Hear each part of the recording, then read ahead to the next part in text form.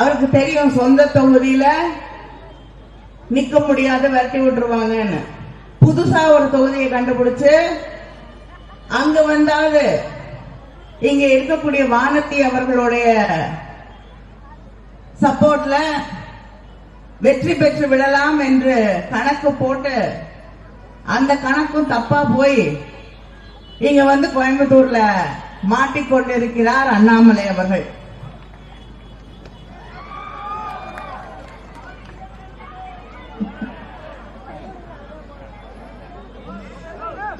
வேண்டாம் வேண்டாம், அது பொய்யா சொல்லி அது சாப்பிட்டு நாம கொண்டு இப்படிப்பட்ட ஒரு வேட்பாளரை எதிர்த்து தான். ஆனா போட்டி 3வது இடத்துக்கு தான் அவர் போட்டி போடணும். வெற்றி என்பது திராவிட முன்னேற்ற கழகத்திற்கு என்பது அசைக்க முடியாத உண்மை. ஆனால் தினம் பேட்டி கொடுத்து தவறான விஷயங்களை பொய்களை அள்ளி அள்ளி வீசிக்கொண்டிருக்கலாம். இங்க அருகிலே இருக்கக்கூடிய மருதமலைக்கு திமுக தான் கரண்ட் கொடுக்கலன்னாரு. 62லயே கரண்ட் வந்துருச்சு. திமுக ஆட்சிக்கு வந்தது 67. அவர் 20,000 புஸ்தகம் படிச்சவர்.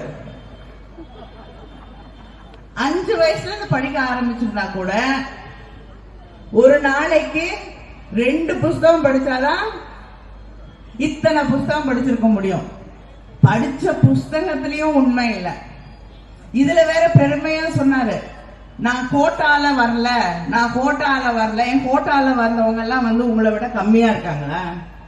உங்களை விட சிறப்பாக செயல்படக்கூடியவர்கள், அறிவு இருக்கக்கூடியவர்கள், புத்திசாலித்தனம், நல்ல மனது இருக்கக்கூடியவர்கள் கோட்டால வந்திருக்காங்க. ஆனா நான் கோட்டால வரல, கோட்டால வரலன்னா நம்ம தம்பிங்க சகோதரிகள்லாம் சும்மா இருக்க மாட்டாங்க, தேடி எடுத்துட்டாங்க.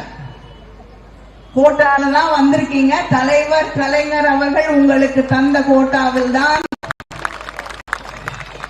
நீங்க வந்திருக்கீங்க. ஏன்னா அந்த கட்சி செயல்படுறதே அப்படித்தான். செய்திகளை உடனுக்குடனும் துல்லியமாகவும் தெரிந்து கொள்ள சப்ஸ்கிரைப் பண்ணுங்க.